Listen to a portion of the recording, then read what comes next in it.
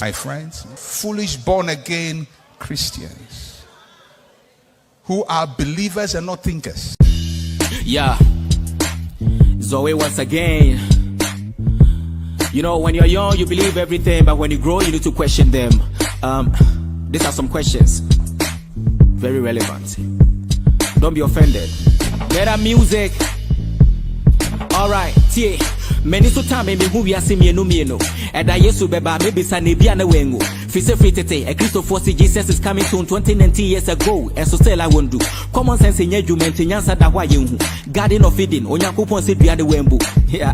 To be on the map on sama went to. We was a bon sama me bonia me kojemo. When you blasphemy, but me who say it make sense. On the ball me or mama journey for self-defense. When I go bob on some many paya bonia, I then I won't couldn't inferiority to avoid more offense. But when kumun sam no kone ba. Before then, we be who moving keka. Or not this room for when te mene aquanantena. Na jena jatia so na jebe shama na jakonya. Hey, who be the enemy? Samoka sebon samoa esande so funny. O Christonia uni do munya me sumponi. Na mo bompa ye tututu na broni make more money. Empire bon save your economy, so shut up. Use the common sense. Ye jumade bo awo my nenya with daily bread. Na to we japadia who fence. O kwa sorry o one ko body na the church. Utu esika de months of 4 na yire na wekesh. Unyankopon we need bank account. Nyame so mpane so bebe kakra ko hwenyanka. Utu ya wo tight, tu ya wo dues, emu dollar pounds. Eso make us say you be pound sorry akodi mpampa. With all due respect, ya Maria say me so nyame o. Unyankopon boy say ye me so me yan ho. Enti we ye lawyer nia, we ye doctor nia, we ye teacher nia, di no kure eno ano no. CSF Abraham be Moshe. Nana yeso kante manka Ghana antiti say religion ti kamia yese nyansa nya adwuma biemu. Yato yenkocha na twe na kofa broni die no. Wuhia bibeni a yefre wo saying or yefre me Frederick. And so be hu broni bia yefre the Kofi Konto. Ya identity. So who gonna be called the brethren? Broni say nekete that's why bibeni mbobo. Adwene ne ho abode ne bre. Obi ne ho a wotwe abebe sika da ho a wonpe. Wa broni ka praye de to atwede. Enti Africa yanto ye ne meye be ye mobo. Yefre me zo we nwumne ne ye me bomo kokko. Mr. On the beat. Eye opener on this one. These are the words of a wise man. Nobody carries a heavy burden than he who has evil intentions. Once there's a creation, there must be a creator. God, whose supernatural powers and miracles can only be found in the book, but not in real life, is equal to a God who never existed. Nasajina Nejuma, body name Abraham ben Moshe, leader of Common Sense family. No size. Wagwan people like.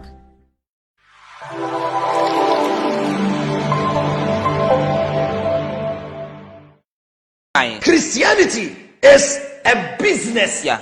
Jesus is the product. Christians Yeah. are the customers. Your prophet and your pastors are the beneficiaries. Yeah. Logic and common sense.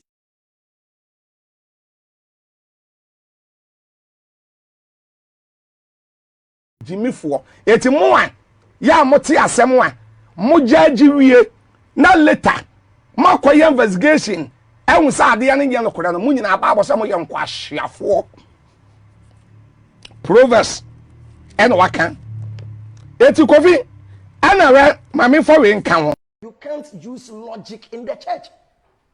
You can't use logic. Using logic in the church will disprove the belief system. This is the logic. All loving God created Satan. No, only Satan at the top.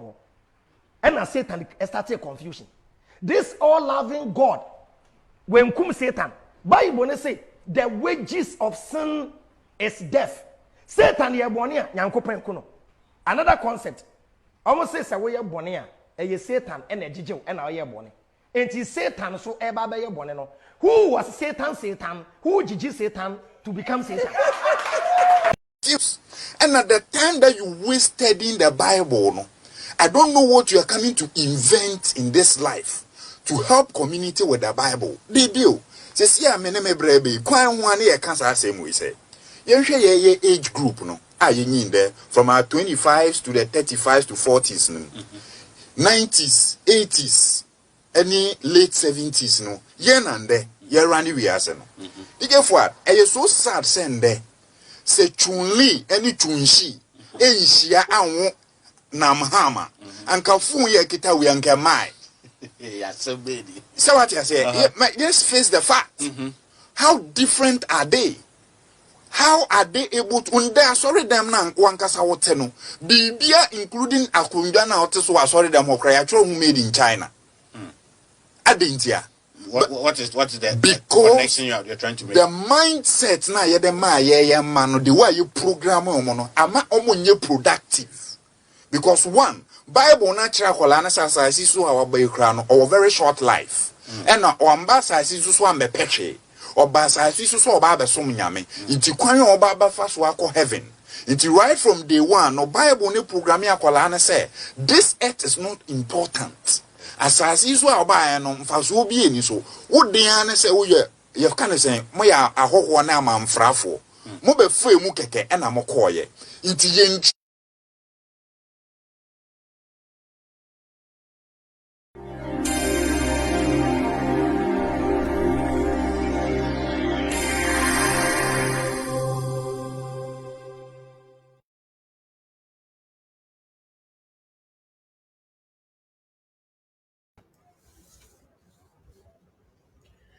Good afternoon, good afternoon, good afternoon, good afternoon. Greetings to everyone. Welcome to the Chronicles of Avram Ben Moshe old page. It was hacked and we now have it back, so I'm kind of using it. We don't want it to stay idle. That is why I'm using it. However, the new page is still Chronicles of Avram Ben Moshe CSF. Subscribe. This video is also streaming on 2 other platforms. Truth is One by Otimo Finisher, and then Pan-African Voices. My name is Livestone GH, and this afternoon I am here to teach. Like I posted, I'm here to talk about Christmas. It's Christmas, okay? And like I posted that I'm going to do this video in English because it was a request from someone for this teaching to be done. So I want to do this video in English for the purposes of the one who requested it. And I'm hoping to use a very low form of English language that we all might comprehend and understand. I don't want to come and sit here and speak grammar, but I want to lower myself to a point where everyone watching this video would understand. So when you come, please do well and share this video and let's learn. But before I go to Christmas, yesterday I saw the runaway Malam, the runaway sheikh who wanted to come and debate Avram Ben Moshe, but later on did not happen. I saw a video of him trying to refute Quran chapter 4 verses 34. I don't know why Muslims are so much struggling, as if, you see, it's not your fault to be embarrassed in the 21st century by ideologies in a century that was okay. You see, Quran chapter 4 verse 34, someone like me would think that in those in those times, it was okay. It was the norm of the day because, you see, women were not regarded as anything. Women were just seen as incubators, keeping the babies that men have in them. Up until the 18th century that we discovered women equally have an egg cell, so they are equal creators of children like everybody. No one knew this. So you see, you trying to come out to defend this. So yesterday I saw a video of Sheikh Awal Mohammed, and in fact, I was disappointed. So I want to touch on that a bit. After that, then we go to the Jesus and the Christmas issue. We are here to talk about Christmas, but I just want to use this opportunity to address something to Sheikh Awal Mohammed, that we are not in those centuries anymore. In fact, the Quran was revealed some 1,400 years ago. It's a long time. We are not there anymore. You can no longer deceive people because we have access to information. We are all learning. We are reading. So you don't come out to teach people something that is there, that is clear for them to understand. So if you know any Muslim, you can thank them to come here. I'm here. I'm not doing this. I'm doing this video for 2 hours. I'm hoping to use just 30 minutes of my time in talking about Sheikh Awal's video. So let me share what he was trying to say yesterday. He spoke a lot. I'll share it. Then let's listen to what he had to say about this Quran verse. He thinks some enemies of Islam are actually propagating this to, I don't know, destroy Islam in some way. But we are not the writers of your books. So with all due respect, we are not trying to do that to your religion. If your religion will self-destruct. You see, that this is the issue. Religion is going to self-destruct, and we are not giving the course. Religion is going to self-destruct. It's happening already, and it's going to happen. So let's listen to Sheikh Awa Muhammad on Quran chapter 4, verse 34. He had other things to say, which I'll talk about. Assalamu alaikum wa rahmatullahi wa barakatuh. Viewers all over the world, wherever you are, peace and blessings of Allah be upon you all. As we promised last week, we're going to be answering questions that Orientalists and apologists from all angles have been leveling against Islam. They're trying to make Islam look bad. Sometimes they quote Quranic ayah and without any giving the before and the after texts. They just quote the text and then they present it as if they know what exactly they're talking about. I mean, in Islam, there is a science called Asbabun Nuzul. This science deals with each and every verse that came from Muhammad in the context, in what sense does it make. But these apologists or atheists and agnostics, they just quote the Quranic ayah. They don't speak no English. They don't understand what Arabic is all about. They just read in the English version on the internet and then they present to mankind. That is definitely not the case. So if you want to know, let me correct this. CSF, for a very long time, when we are teaching Islam online, we do our best not to explain the religion to people with our ideologies. The likes of Samson Seto Kabna, the likes of Sankofa Nokare, the likes of Chip Chap, the likes of Suhini Dagbani, and the scattered Dagbani himself, and me. For over these years that we've been talking about Islam, we've actually done our best by not assuming anything for the religion. Whatever we talk about, we take from your own sources. So you see, Sheikh Awa Muhammad is talking about Asnabun Azul, which is something that we use most of the time because it was the Muslims who helped us understand that there is a reason for revelation behind most of the Quranic verses. Just recently, Malik Dinia came out to say not every verse in the Quran has Asma'ul Nazul, meaning not every verse has a cause of revelation. But we know that there is a cause of revelation to most of the verses, and most of the times in our videos we use them. So, Sheikh, we are not deceiving public. We are just giving the public what is there. I'll continue with that. So let's continue listening to the Sheikh. No certain verses in the Quran. In fact, all the Quranic verses, you have to make sure you approach a Muslim scholar who specializes on the Quranic exegesis. I mean, you're not just going to come and pull up any verse and then start to make any, chaotic, explanation about it as if you are an authority. No, you're not. Today, what I'm going to be dealing with that is the Quran chapter 4, verse 34, where according to them, they say the Quran have given the men mandate to beat up the women.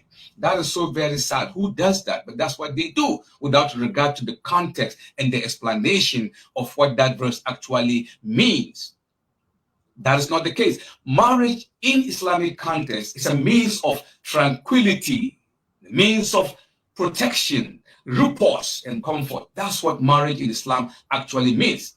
Elsewhere in the Quran, Allah said, وَمِنْ آيَاتِهِ أَنْ خَلَقَ لَكُم مِّنْ أَنفُسِكُمْ أَزْوَاجًا لِتَسْكُنُوا إِلَيْهَا وَجَعَلَ بَيْنَكُم مَّوَدَّةً وَرَحْمَةً إِنَّ فِي ذَلِكَ لَآيَاتٍ لِقَوْمٍ يَتَفَكَّرُونَ. And among the signs of Allah is that He creates from among you mates, men and women, and He placed love in your hearts, and then mercy, so that you will attain tranquility and peace amongst yourselves. So where or what is the question? Rather, where is the question of beating up a woman? No, that is not the case. If you look at the context, it is so very sad that they keep quoting this Quran to make Islam look so bad. Let me give you an example. If you have, your child or your children in the house, if they misbehave, what do you do to them? Psychologists who specialize on child, upbringing, you could scold him a little bit. This is the point where I wanted to talk about. You see, he said a lot in the video, but it seems as if for some time now, I've seen Islam preachers making this analogy with Quran 434. So I'll first go ahead. I'll project Quran 434. We look at what the Quran actually said in Quran chapter 4 verses 34. From there, then we see if either the sheikh is telling us the truth or he's also doing it like all the rest. He's trying his best to defend his religion. Now, I hope you guys can see clearly. This is Quran chapter 4 verse 34. It says that, this is a translation from Sahih International. Men are in charge of women by right of what Allah has given one over the other, which simply means that men are actually more stronger, more powerful than women, according to how Allah created them. And what they spend for maintenance from their wealth. So the righteous women are devotedly obedient, guarding in the husband's house, absent what Allah would have them guard. But those wives from whom you fear arrogance. There are three aspects of this that makes the last option being the last resort, because the last resort is always a desperate resort. Because when you are looking for a solution to a problem, you try the first solution, it didn't work. You try another solution and it didn't work. The third solution becomes some desperate measure that you have to use by all means. So you see, Allah in revealing this verse gave the importance of each solution and the stage that it should be applied. And we are not the ones saying it's like that. It is the Quran telling us this is how it is. So let's continue. He said the wives from whom you fear arrogance, meaning the wives who are arrogant, the wives who are disrespectful. Allah commands you. He said first, advise them. That is good. Perfect. This makes absolute sense. When your wife is disobedient to you or your wife is putting up a behavior that you do not like, you advise the wife. You advise the wife. But then Allah goes on to a second place of a second stage that makes it more angrier, okay? When they do not take their advice, if they persist, the second thing for you to do is forsake them in bed. You see the stages in which the punishment is being arranged. First, advise them. But when they do not listen, the second stage is for you to forsake them in bed. What is more painful to a woman than actually sleeping in the other room when your wife is on the bed? Just imagine. I know a lot of women are here. I hope most Islam women will come here and listen to what I'm saying. I'm married, so I know this for a fact that the most painful punishment you could give to your wife is actually taking yourself off your matrimonial bed and sleeping in another room. And this is the second stage of punishment, which is also another painful punishment. Then he said, after you refuse to share bed with this lady, this wife, and they do not listen, you have a final option. That, you see, it is not like the third option.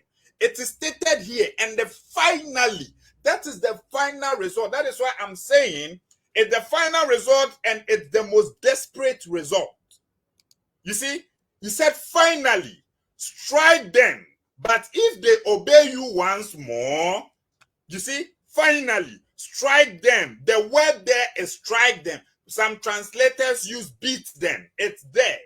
Sheikh Awa Muhammad, we are not the ones trying to frame this thing in the Quran. The Quran specifically is telling you to strike your wife when they are disobedient. We are not the one. You see, I'm not a printing press. I'm not an Islamic scholar. This is not even my source. This is from Islam itself. The word there is to beat your wife. We have translated this Arabic word over and over, and there is nothing there that shows. And if beat your wife means beat, and since it's the final result, just imagine how it's going to be. You've already done the greatest thing in marriage, by exempting yourself from your matrimonial bed. What is worse than that? Beat your wife. How should that be explained, Sheikh Awa Muhammad? Now, let me come to this analogy that they use most often. Please come forward. I think last time, Hafiz Buhari also did the same thing. When it comes to Islam preachers trying to explain how to beat your wife in Quran chapter 4 verses 34, they always end up using the child analogy. Like he did. He just did the same thing. Let's listen to him say that. I'll play Hafiz also saying that. Then I'll educate them a little about marriage. Maybe they do not understand marriage in the context in which marriage was founded. So this afternoon, I want to do my best to educate them about marriage a little. So let's listen to Sheikh Awa Muhammad again on that same saying about why your wife should be beaten. Why should you beat your wife? Let's listen. That part alone, so important to me. Let's listen. Sheikh, speak. Using this Quran to make Islam look so bad. Let me give you an example. If you have, your child or your children in the house, if they misbehave, what do you do to them? Psychologists who specialize on child, upbringing, you could scold him a little bit. I mean, you're not going to beat him up in such a way that it's going to look so bad or face bruises and everything. Show your anger, right? Don't you do that? Don't you get disciplined sometimes when you do something wrong? That is exactly what it means. It doesn't mean to beat them up and blow them and kick them and give them. You see, this is a very wrong analogy. I was looking for Hafiz video. I just remembered it's on my phone. I've not stored it on my PC. Hafiz also said the same thing, that the reason why you take your children to school, when they do wrong, you tell the teacher to discipline them, not to beat them mercilessly, but actually to discipline them. This is a mistake. Your wife cannot be compared to your child. There is no room, there is no aspect in marriage where a wife is comparable to a child.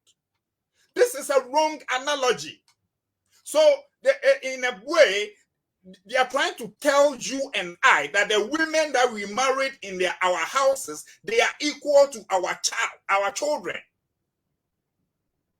This is where I found everything wrong. And I always see educated people. You see, I don't blame Sheikh Awa Muhammad too much because this man have more time trying to fix Muhammad into the Bible than explaining the Quran.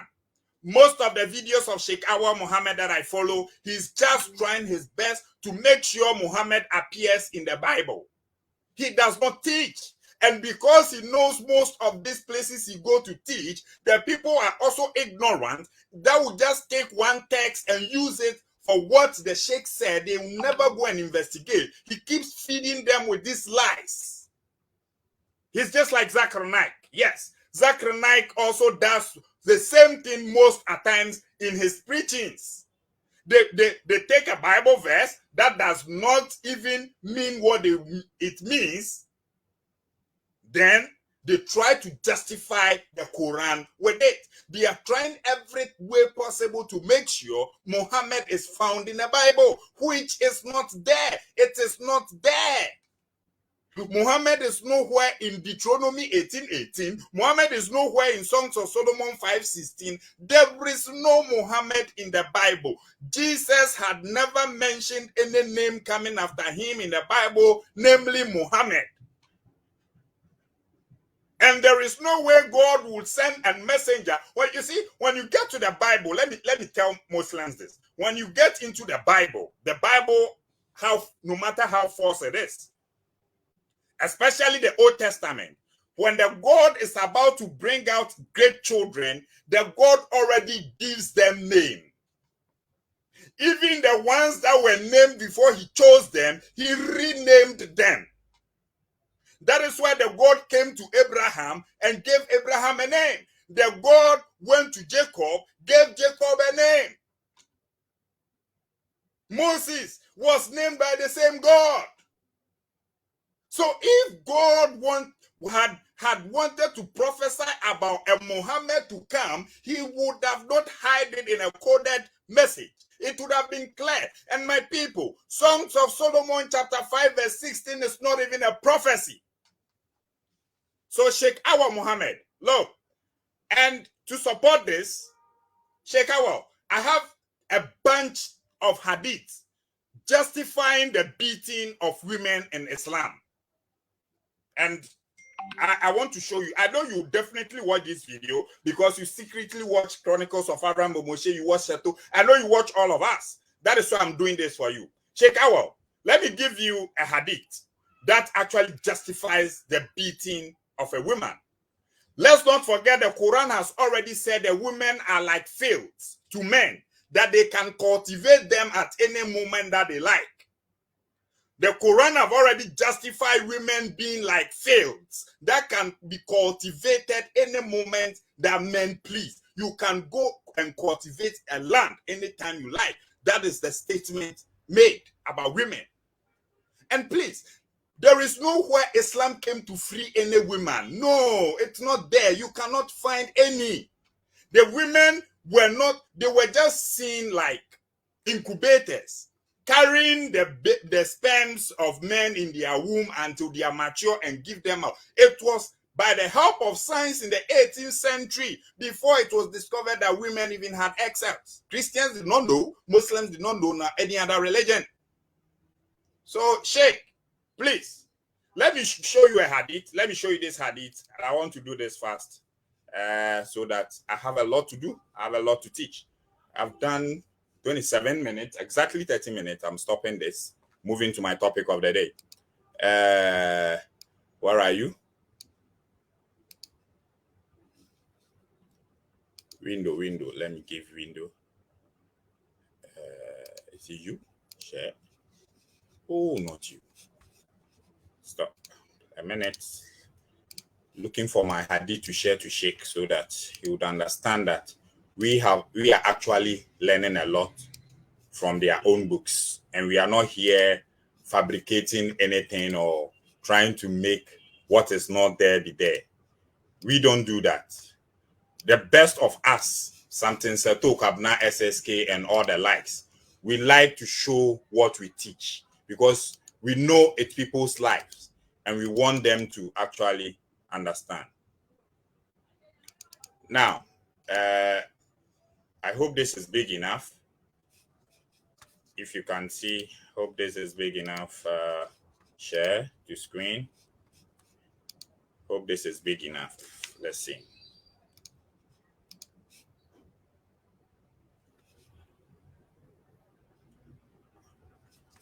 I hope it's big enough. I hope you guys can read. We don't like putting things that is like, it's not there. This is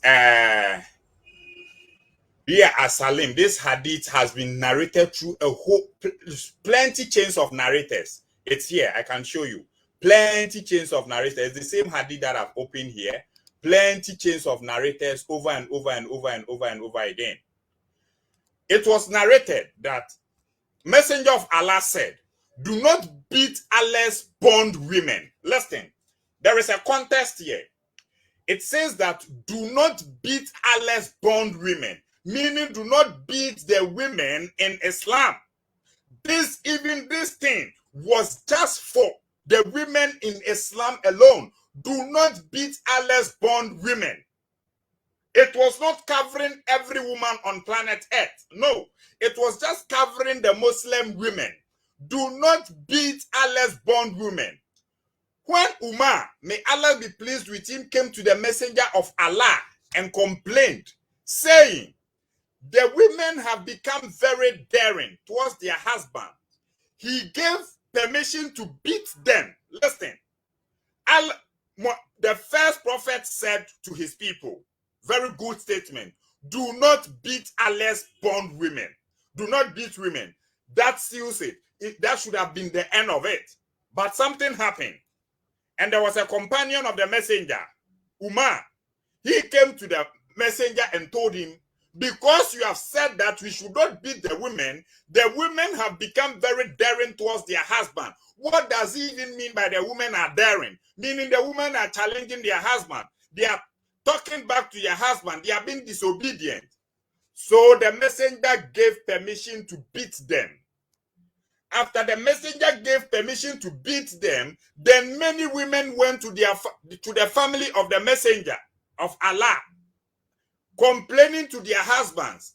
And the prophet said, many women have gone around Muhammad's family complaining of their husbands. Those who do so, that is those who do not take to beating their wives, are the best among you. Those who do so, that is those who take to beating their wives, are not the best among you. This is the word from the messenger of Allah. Let me see if I'll still get another chain of narration from the same hadith. I think it's here. This is from Sunnah Abu Dawood. It says, do not beat Allah's handmaiden like in the other one. But when Umar came to the messenger of Allah and said, women have become emboldened towards their husband, he, the prophet, gave them permission to beat them. The prophet gave them permission to beat them.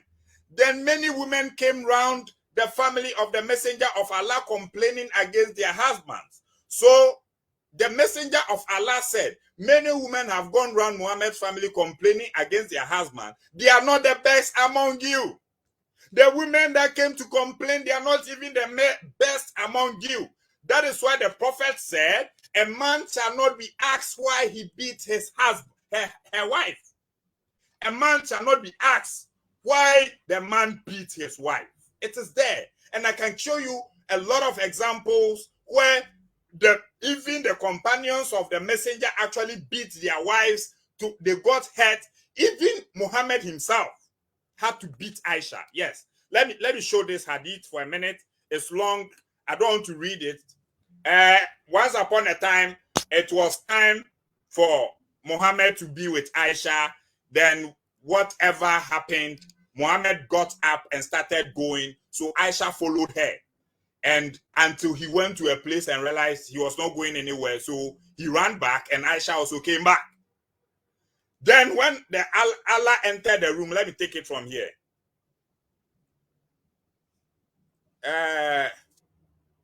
Yes. So when they came back, then Allah's apostle said, I'm reading from here. This is a long hadith. I'll give the reference. You can follow it later. My time. He said, was it the darkness of your shadow that I saw in front of me? And Aisha said, yes. He struck me on the chest, which caused me pain. And then he said, did you think Allah and his apostle would deal with you unjust? So meaning even Muhammad himself at a point in time beat Aisha. What is it? He did not leave mark on the skin of Aisha, but Aisha herself narrated this hadith that this caused her pain.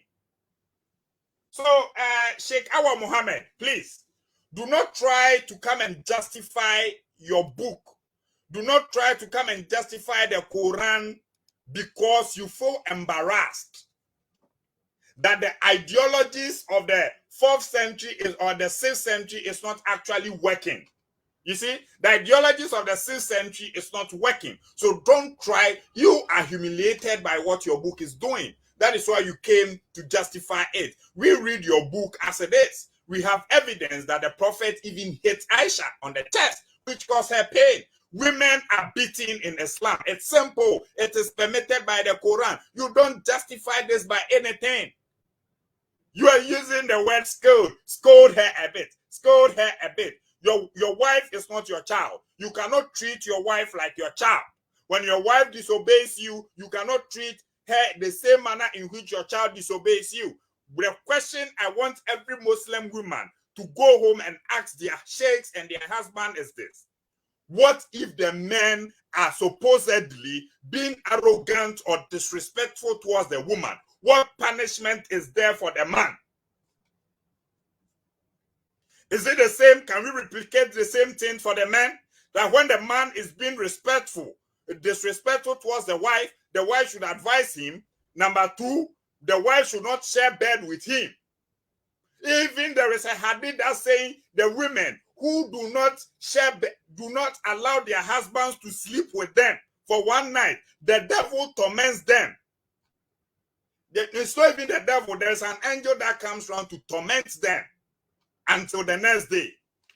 So can a woman also say, my husband has been disrespectful to me, so for this fight I'll not share bed, and the next thing I'll beat my husband, no matter how the beating is. I want women, the Islam women, to go home and actually ask their sheikhs this. I'm done with Sheikh Awa Muhammad. I'm done with Islam.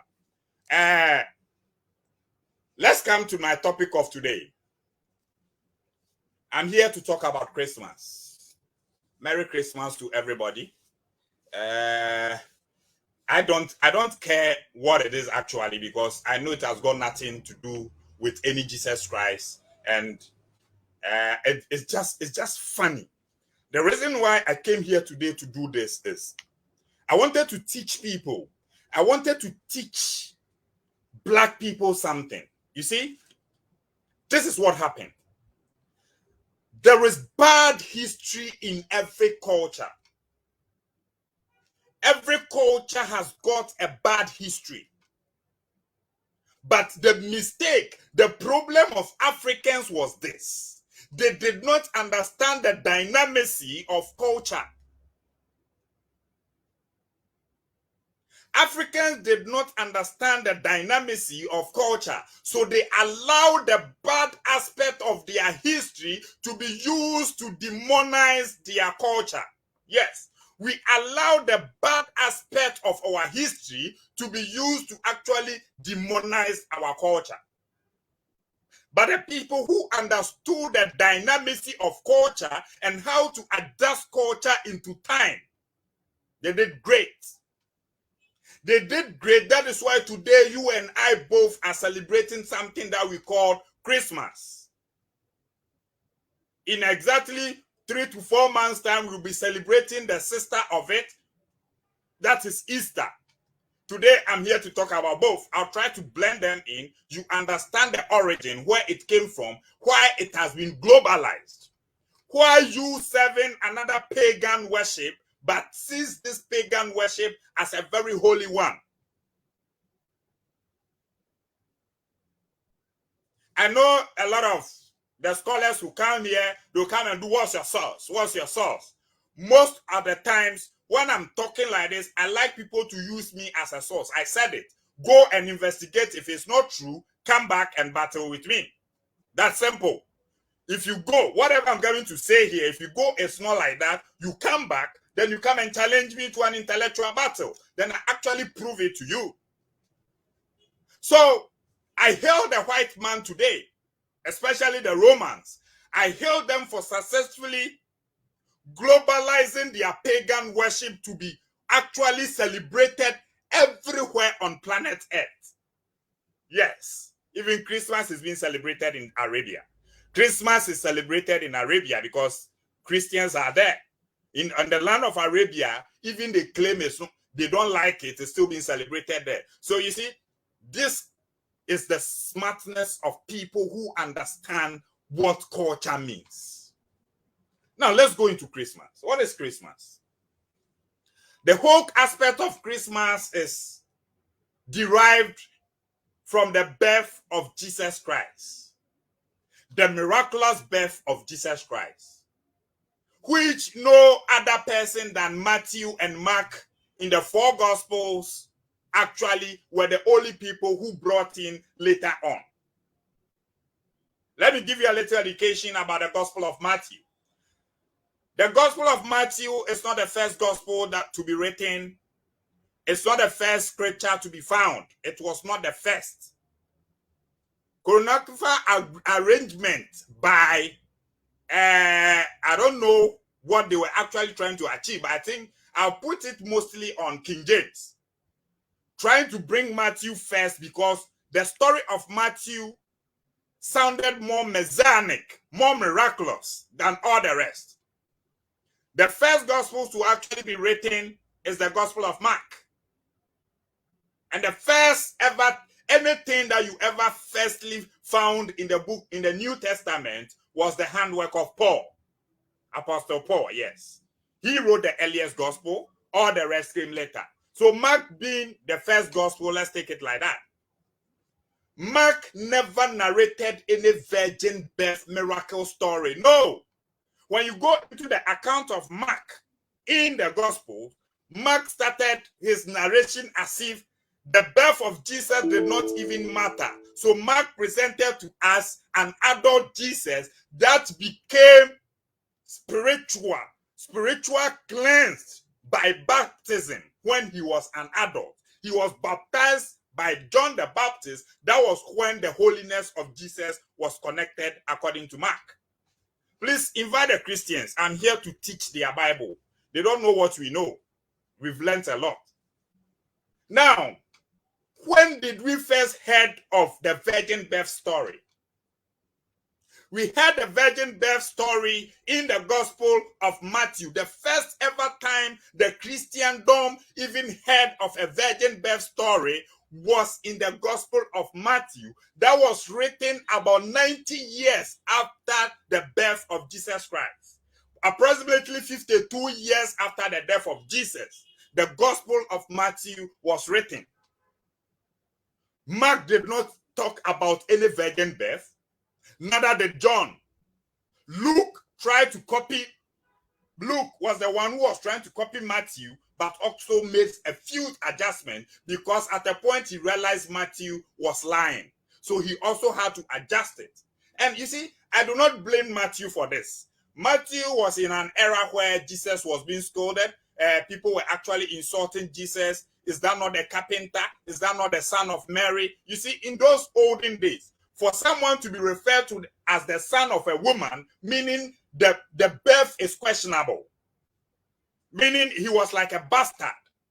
Because of this, Matthew, in the quest of trying to make Jesus holy and presentable to people, Matthew came up with a story that has already existed in the Greek people. The virgin birth story had never been with the Jews. Throughout the Old Testament, there have not been any virgin birth story. But Brother Matthew have already heard the story of Mithra.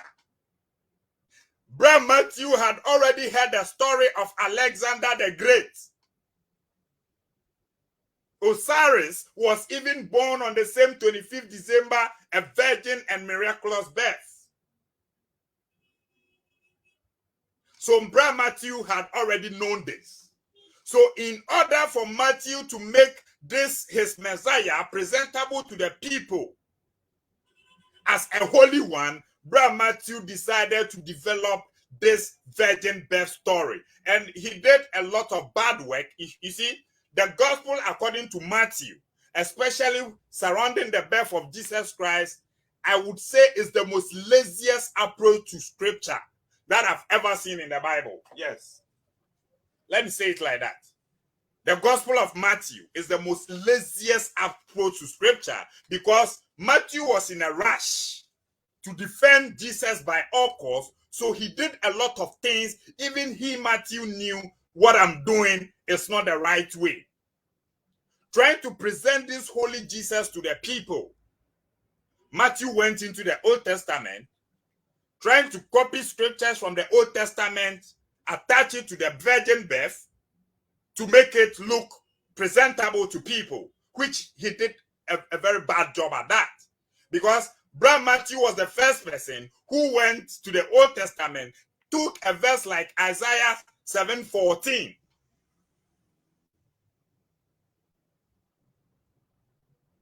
Who went and took a verse from the Old Testament, Isaiah 7 verse 14, and started narrating this. Isaiah wrote his book. In Isaiah 7:14, it goes like this: behold, a woman is with child. Look, it's simple. Behold, a woman is with child. Brother Matthew came and said, no, Isaiah is wrong. Brother Matthew changed the whole context and turned it to, behold, a virgin has conceived. Look, Brother Matthew, he lied a lot. Brother Matthew was the first person in the Gospels that introduced the father of Jesus to the world. Christians don't know this. They don't know. They think everything in the Gospel matches according to how they were told. That it's not like that. Mark never had a mention of the name of father of Jesus. No. Brother Matthew was the first person who introduced the Joseph character in the New Testament. He also did a very bad work at it because that Joseph story has already existed in the Old Testament. Yes. So he did not actually change anything. Jacob was the father of the Joseph in the Old Testament. Jacob was the father of the Joseph that married Mary. He did not change anything. He went ahead until even among Joseph, the brother who decided, let's sell Joseph to some Ishmaelites or whatever you used to call them, was called Judah. Judah is Hebrew. Brother Matthew did his best, translated Judah to Judas, to Greek. Judah is Hebrew and Judas is Greek. It's just the same thing. There is no difference. Yes. Judah sold Joseph in the Old Testament for pieces of silver. The same thing. Judas went to sell Jesus for pieces of silver. It's there. The story was already. Anyone who was familiar with the Jewish history would already understand that what Matthew was saying was already existing. Matthew was not the first person. Look at another introduction. He brought in a portion of the Moses story. When Moses was born, the wicked king in Egypt, Pharaoh, decided to kill children. He brought the same thing, changed the name of the king to Herod. That when Jesus was born, Herod decided to kill. No other gospel mentioned Herod killing children than Brother Matthew. It was only Brother Matthew. Check from the 4 gospels. I'm giving you facts here. I'm giving you facts. So what happened? Since Brother Matthew had already adapted this Greek mythology of a miraculous birth of Jesus, that was when all the magic started happening. When we saw the stars that were moving into the east, the wise men that were following the stars, all this, the magic started happening in Brother Matthew's story. So the Greeks then realized, oh, this is a familiar story. We already know this story. We have it. Horus was already there. We already know Mitra. We already know Alexander the Great. This is a familiar story. So Matthew made the work very easy for them. Matthew decided to make the work too easy for the Romans. Now, this is how paganism was infused into it. Christmas was already a festive that was there. Santa Claus, Santa Claus, Santa Claus. Maybe I'll come and do a full topic on Santa Claus, but today I'll just use it as a reference. There was a god, the Horus god, the sun god called Horus. He already had this festival where they sacrificed babies for him at the end of the year. During the spring of the winter, exactly 25th December, Horus already had this festival that was done for him, and in this festival, babies were sacrificed. They were just sacrificing babies for Horus. And in order to make this pagan worship attractive, we had a Jesus story. Matthew had already given the same birth narrative that Horus himself had. Why not us infuse this together, make this celebration, instead of canceling it, like some of our ancestors did to us? I'll be fair. Yes.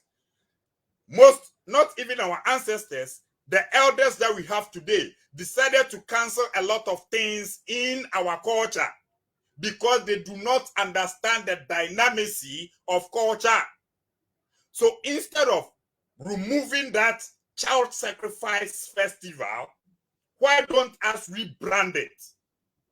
Why don't we rebrand it into something the world would accept? Because at this time, the world had already accepted Jesus in the 16th century.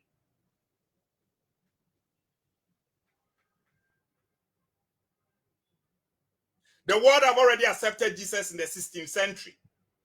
So why don't we just merge both stories together, rebrand it, and sell it to the people so that our worship will still go on? There is no way we are stopping this. We are not leaving our God alone on the 25th of December. No, we will still celebrate it. But in order for it to be global, in order for our sun God to have multiple worshippers, let us rebrand it into something the entire world would accept.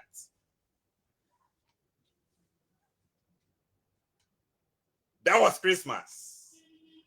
So that is why the Romans, the name they actually gave it to us was Xmas, not Christmas. The Christ was added in order for it to befit Christ. But the main word for it was Xmas. The X means unknown. Unknown. So they infused it. It became a celebration globally. The question why I feel pity for Christians is this.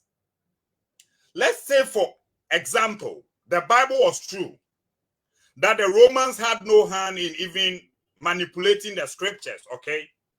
I ask a Christian simple question. When Jesus came to earth, okay, Jesus had 12 disciples. When he died, they were left with 11. Nathanael came. Only one gospel mentions Nathanael in the entire 4 gospels. No other gospel mentions Nathanael. Only one gospel mentions Nathanael. Nathanael came to join them again because Judas is gone, and they were 12 again. None of these 12 disciples celebrated anything they called the birthday nor the death day of Christ. It's nowhere in the Bible. Let's even forget the 12 disciples.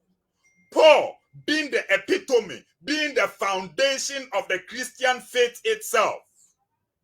We look at every epistle Paul wrote.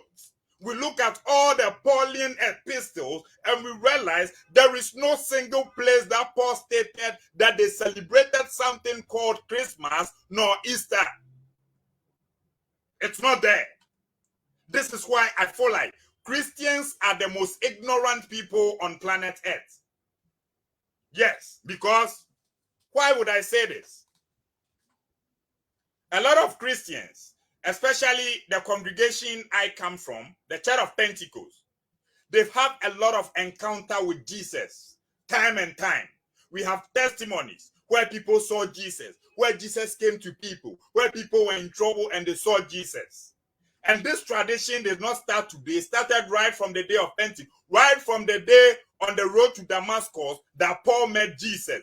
Jesus could not even tell his birthday to Christians.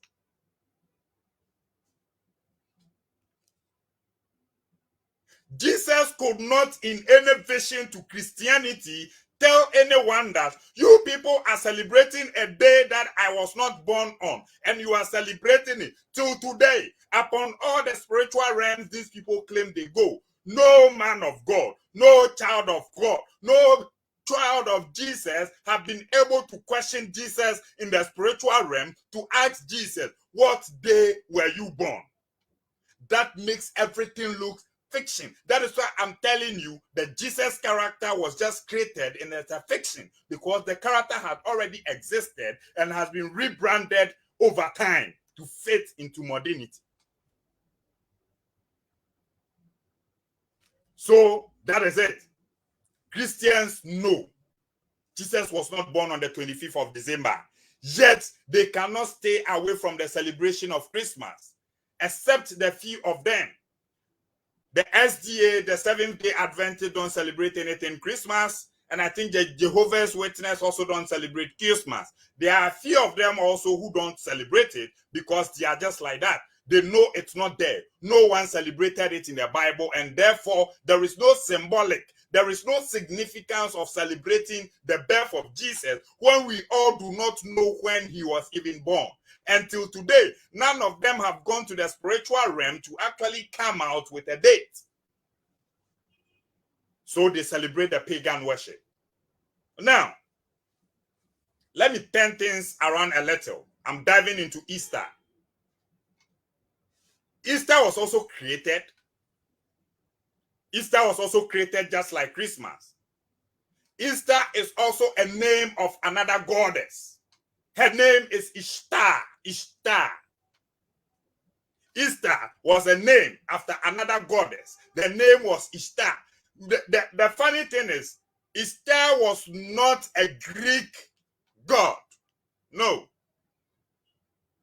Ishtar was not a Greek god. Ishtar was more of an Akkadian myth. Ishtar was part of an Akkadian mythology. How did Easter and Christmas came into combination? Because man has always quested to seek for power. So this is what happened. Who is Ishtar? Let's talk about the goddess Ishtar. She is termed as the god of love, war, and fertility. Ishtar is a god of war, love, and fertility. So it got to a time when finding children to sacrifice to Horus on the 25th of December was becoming very difficult. And he was demanding. And producing the children were becoming difficult. So the Greeks went to Arcadia to adopt the goddess Ishtar, who was a god of fertility, because monotheism was not common at that era. There was nothing monotheism in that era. At that time, it was fully polytheism, and the gods do agree with each other. That is why even in the Old Testament, at a point in time, Yahweh was okay being in a room with Baal and Asherah until he got angry with them one day. Polytheism was normal. So the Greeks, in the quest for fertility, in order to produce children for Horus, they went to adopt the goddess Ishtar. And this was the celebration of Easter. That is why Easter fits in exactly 9 months to Christmas. Oh, Charlie. This is how we celebrate the goddess Ishtar. The goddess Ishtar has her festival in the late March to April, where sex orgies were organized for her. Yes, sex orgies. I don't know how to explain orgy, but I hope a lot of people would understand what orgy means. Sex orgies actually is just like organizing a sex football match, okay? Like 22 players on the field all having sex at the same time. This was how Ishtar was worshipped. This was Ishtar's festival. So there were sex orgies organized in that era to serve Ishtar. And when these sex orgies were organized for her, Ishtar blesses them with fertility. So in that period of Ishtar, she blesses them with fertility. They get pregnant. By 25th December, the children are ready to be sacrificed to Horus. Simple. Simple. I said, take me as the source and go and find out yourself.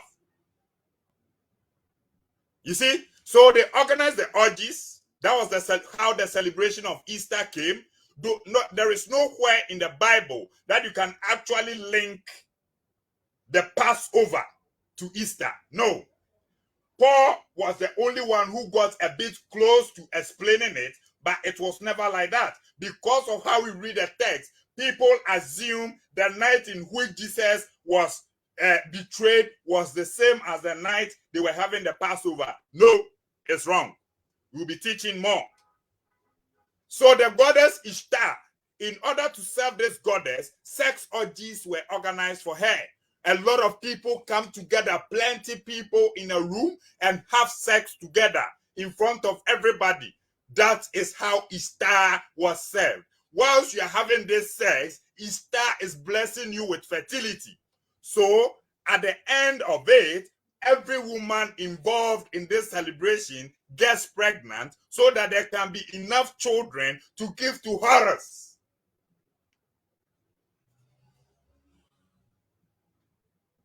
So that there can be enough children to give to Horus at the end of 25th December. So calculate the times the celebration of Easter to Christmas. It's exactly 9 months, the gestation period of every woman. So it was just a quest for power. In order not to lose the god Horus, the Greeks had to adapt to taking another goddess to come and help them serve another god. And it was the norm of the day. That is why we have God of fertility, we had God for rain, we had God for war, we had God for tender, we had God for absolutely everything. Polytheism was the norm of that time, and there was nothing wrong with it. The gods did not fight each other. So it was normal. So this is Christmas and Easter explained to you in the simplest form that I think I can. Except if someone thinks I've said anything here that is incorrect, my doors are open for an intellectual debate. So it's simple. And I'm amazed at how blacks adapted this Christmas. An Ashanti man thinks celebrating Akwesidaya is barbaric, is demonic. But celebrating a sex orgy god is right. This is the smartness of people who colonized you. This is the smartness of people who colonized you. So they taught you to throw away what you have, come and take theirs, so that theirs will move on. There are a lot of reasons why the black man cannot compete with the white man. There are a lot of reasons. Because why? Even, for instance, if you are to accept that spirituality is working, we are still helping them improve theirs, whilst we have turned away from ours. Look at the number of Christians gathering today to celebrate Christmas. It's all in the honor of the sun god Horus. It's all in honor of the sun god Horus. It's no other else.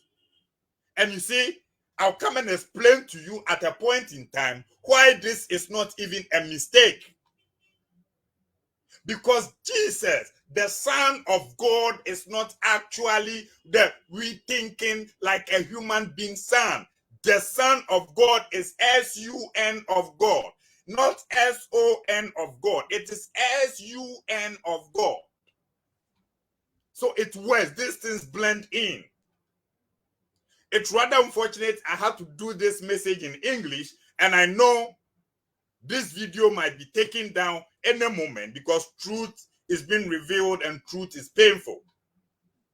So I'll still have the time to save it, be posting it time to time for you to understand that your celebration of Christmas and Easter is just in honor to another deity. It's not about any Jesus Christ.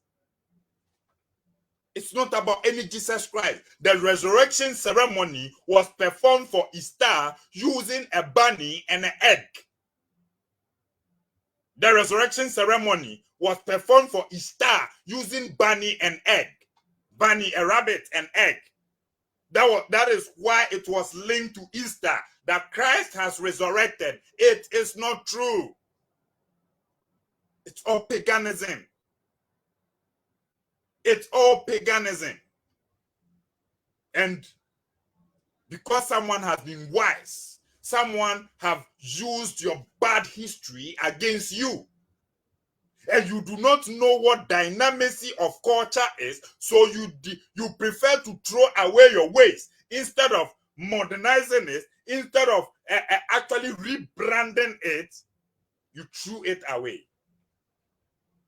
And now you are helping people celebrate theirs.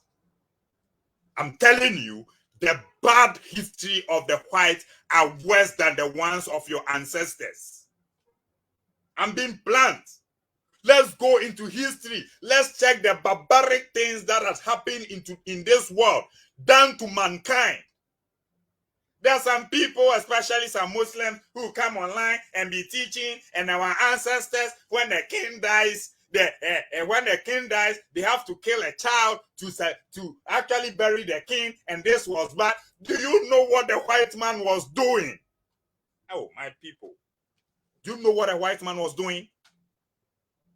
Yes, it was the norm of the time. Let's accept it. People were sacrificed. It happened throughout the Bible. Even the Bible, God took human sacrifice.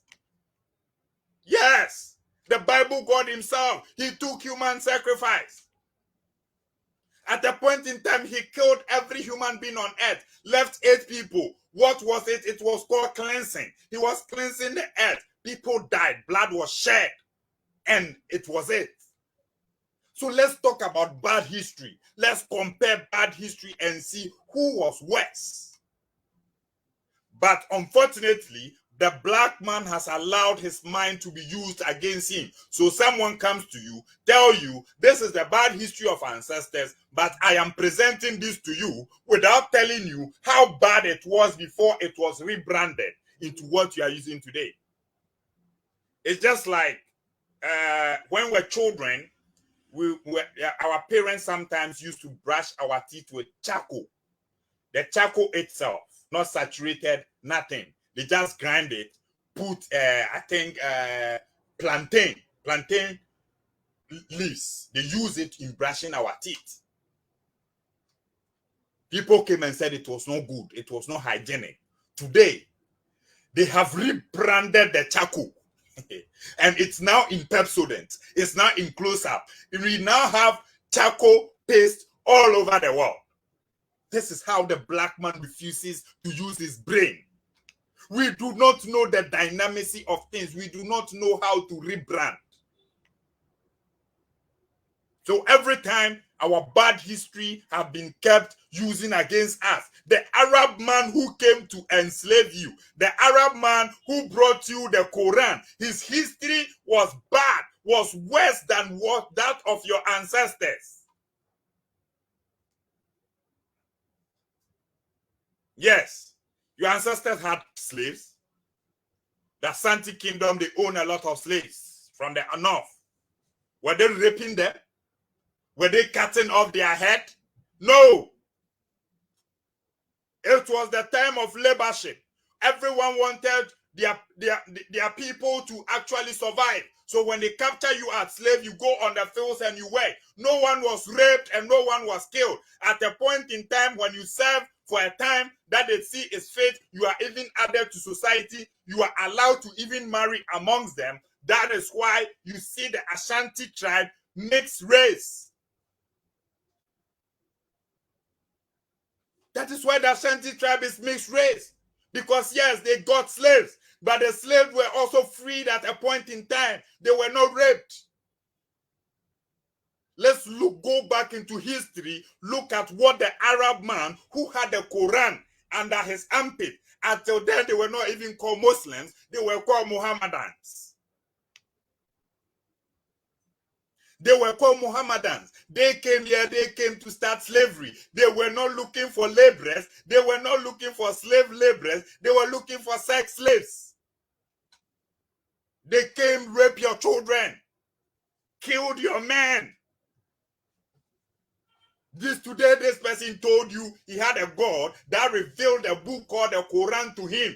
And even here still in that book, it is permitted that he can marry a slave. He can take up a slave. They call them right hand possessed. What their right hand has possessed. Yes. What their right hand possesses is still there. Now you allow your bad history to be used against you and you cannot fight back. Today, a typical black man thinks the Arabian man is the most holiest person because Allah came to Arabia to a guy called Muhammad. Today, you see a European as a god because that was the image that was presented to you from childhood. Jesus is a white man with a white beard father in the sky.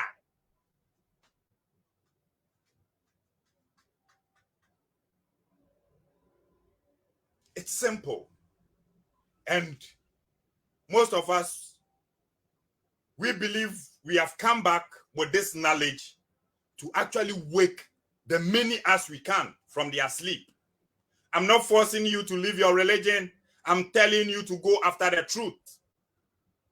Right in the religion, if there is something that you are doing, then you yourself know this thing does not work with the religion. You know what you are doing is not in the religion. And therefore, you have to go on finding how it even came into the religion. Even if it's Islam, there are an aspect of Islam, they like to celebrate the birthday of the prophet. Others think it's the most barbaric thing to do. A sheikh even said celebrating the birthday of a prophet is more than being a gay. Yes, it's there.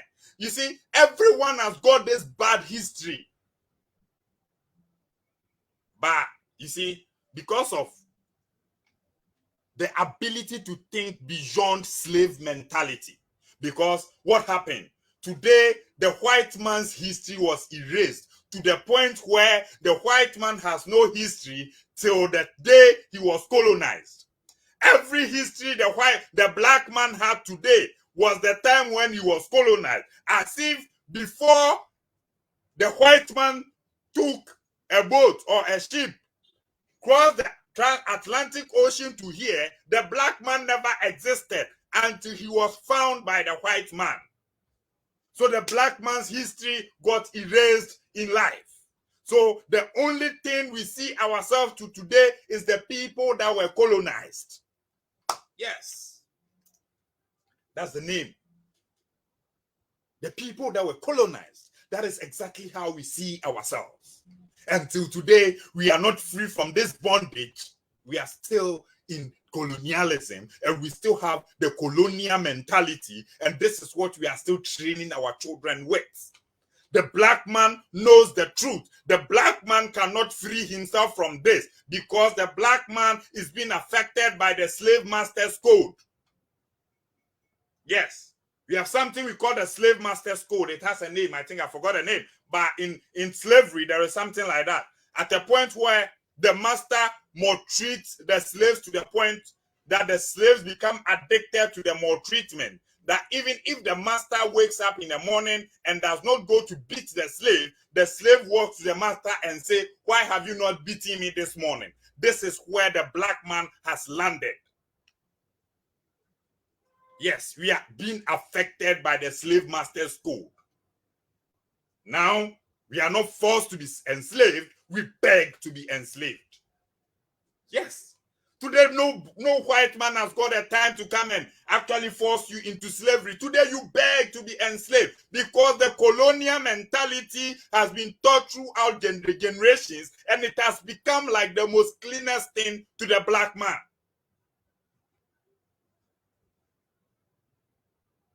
It's like that. So even the black man knows the truth. Hey, this thing that I'm doing is not good. This thing that I'm doing is not good. No, my slave master brought it. I have no choice. I have to continue. Christmas is pagan worship. Christmas is pagan worship. When it's Christmas, the black man will celebrate it. Why? Because it's his slave master that taught him he cannot free himself from the chains of colonization. So till today, it's been the white God and it's been the white Jesus. Europeans have always been the gods as they see themselves. Until today, that superiority is still in them. And we are always like this. Because the first time the slave master presented a God to you, he presented a white Jesus and a black Satan. Oh my God. Am I speaking to somebody? Am I speaking to people? The first time a Messiah was presented to the black slave, they were given a white Jesus and a black Satan.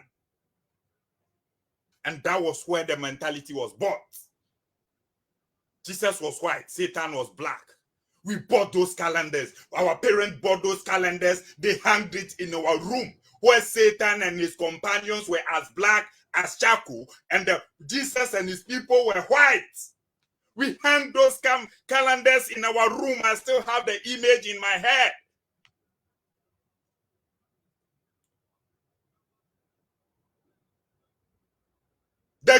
Caesar Borgia, the gay Caesar Borgia, a man accused of raping his own mother and even killing his brother. His portrait was painted by Leonardo da Vinci, and we hanged it in our rooms and even in our altars, in our churches, and we bow down to these images. This was what was infused into the brain of the black man. So yes, a Portuguese sister was saying last time that Christianity was a Trojan horse that was used into capturing the mind of the black man, and it's true. Yes, Christianity. That was it. Until today, the black man is still seeing this Trojan horse as the best thing that ever happened to him. Why? The black man was still not focused on why his ancestors inherited this land. The black man is still focused in the imaginary place that he was given by a slave master.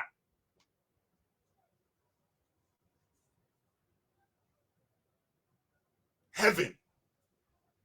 It was presented in a book, infused in the brain of the black man, and he kept on teaching his children. He kept on teaching his children, generation after generation. There is a place called heaven. There is a place called heaven. There is a place called heaven. Until we believed it to the point where we were ready to die and accept this heaven.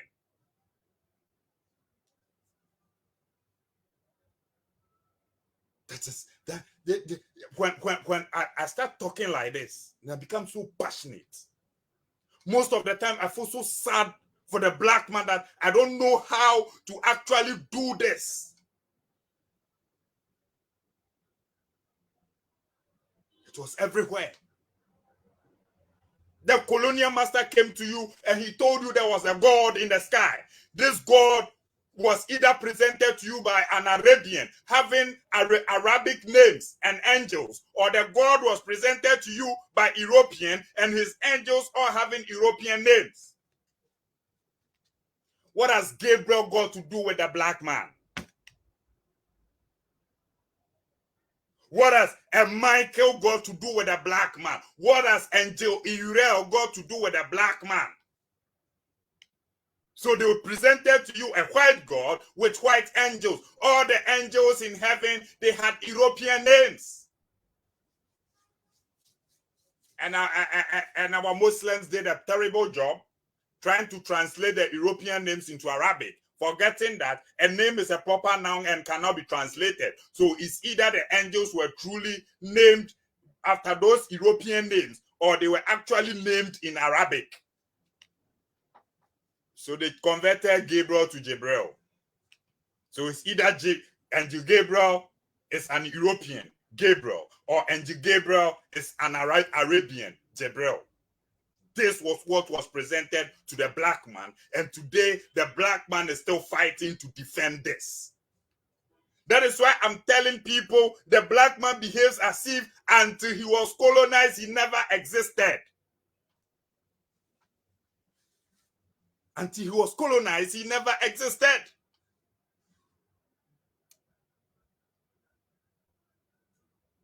And this is the story of our people. So it's either today you are Europeanized. Today they don't even bother themselves. They are not Christianizing you. They are not Islamizing you. Today they have successfully Europeanized you, or have actually Arabized you. Yes. So the representative of a black man on every land is either depicting the character of an European or depicting the character of an Arabian. What is your name? Michael Jones. What is your name? Yusuf Ibrahim. What is your name? Lucy Williams. What is your name? Aminata Mohammed. That is it. So today, successfully, this is what has happened to us. Today, the black man is comfortable traveling millions of miles with every dime coin in his pocket to bow down to a stone on a land. Today, the black man will travel, go to Mecca. After being Arabized, he will still use his money, go to Mecca, bow down to a stone. in the name of worshiping an Arabian deity called Allah. I've done 1 hour, 20 minutes into this video. I think I'll end discussion here. I came here on 2 notes. Sheikh Awa Muhammad, we did not write the Quran, and you cannot interpret the Quran because you think it's embarrassing to you. I've taught that.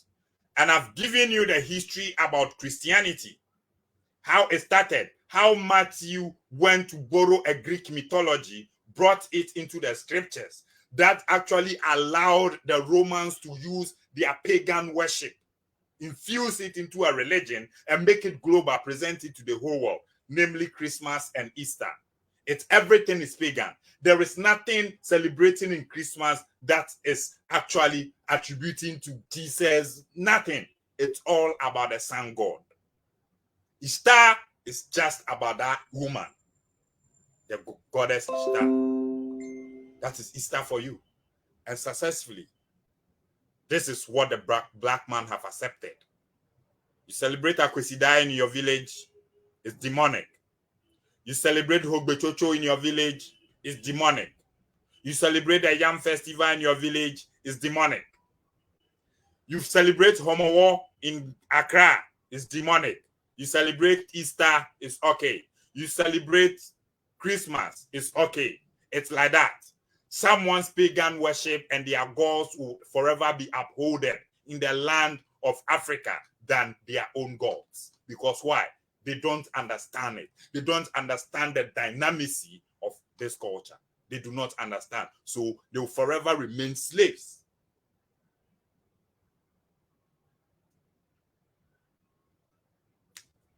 That is the end of it. If you enjoyed this video, share it.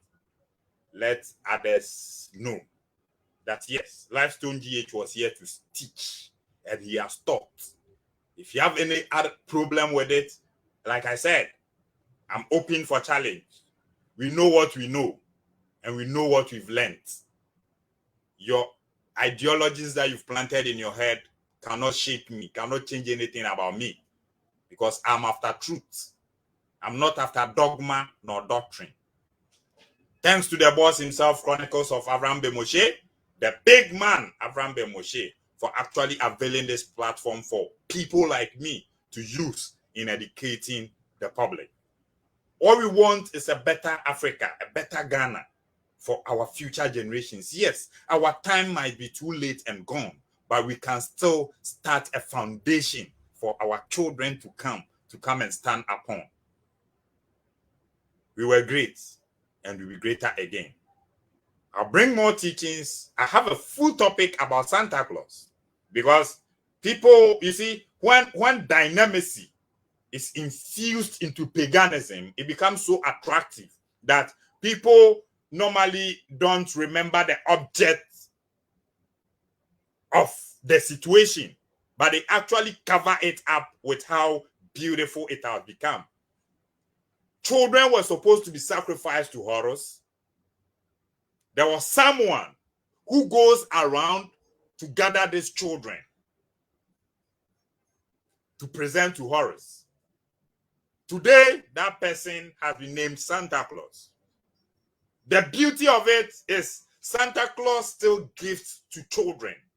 He visits children in the night and leaves gifts for them. Nothing has actually changed. The only thing here is he first came for the children to Horus. And you see, in the mythology, it is not like he comes to carry the children physically.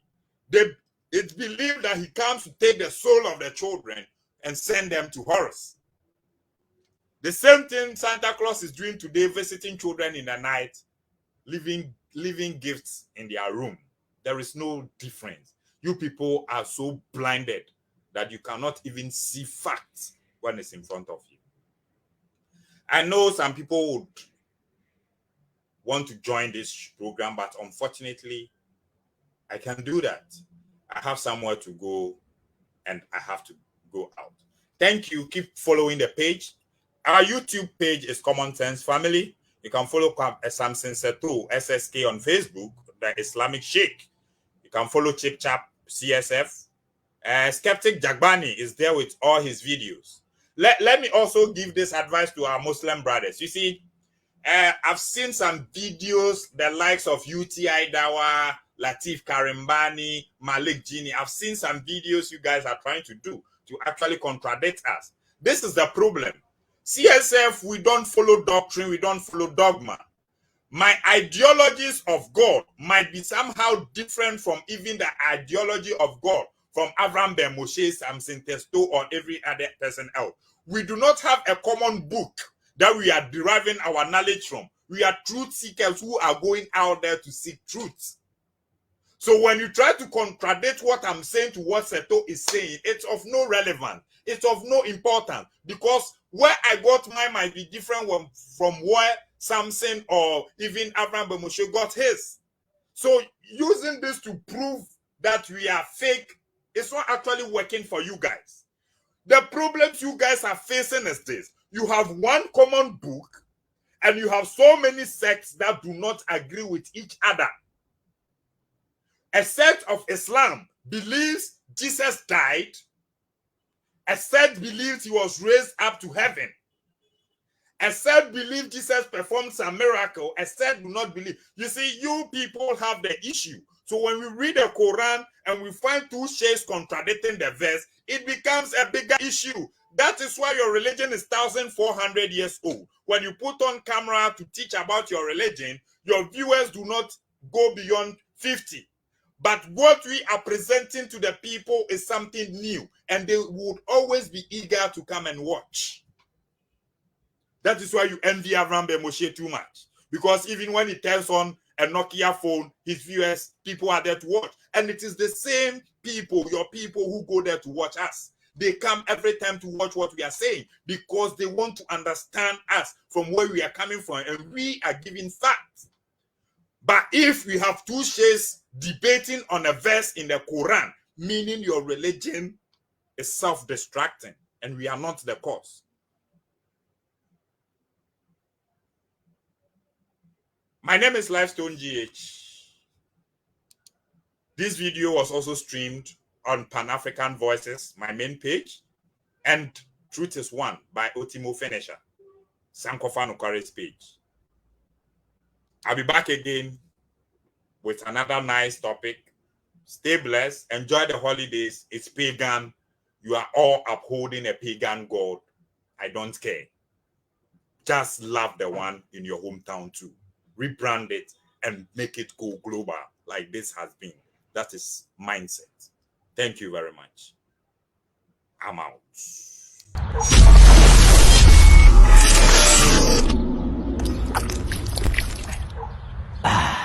What a new way to cool off and quench your thirst.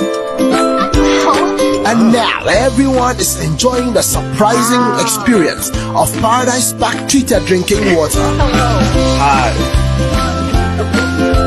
Join the refreshing experience and enjoy the all-new Paradise Park treated drinking water.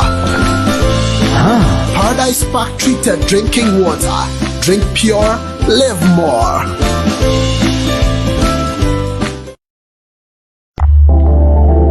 Ensio mankwa, ensio hunyo desani biara. Eni abodi nyina. Entine rade na aye Drilling Company Limited. Eton safre ankrankre nyumaku ahodo nyina. Oba rade na aye Drilling Company Limited. Yeye borehole drilling, water treatment, visibility studies. Yeye nhwehwemu ewo asase ne so ansa na yetunsuo de amount. Yeye manual and electric pump installations, hydrofracture. Se rade na aye etunsuo mawa. Obetimi anom, obetimi adware, obetimi dia bibia. Enti yeton safre dense nyumaku ahodo. Yeye real estate companies, hotels, and sorry, and will be biara or the insio edijuma. Arade na ye borehole Drilling Company Limited. When we are tracking a one crime or Fanco barrier. Kumasi ewo odium pastor Freye wa humachu foiso 0245 636634 0247 171472. Arade na ye borehole Drilling Company Limited. Yes, say insio mankwa.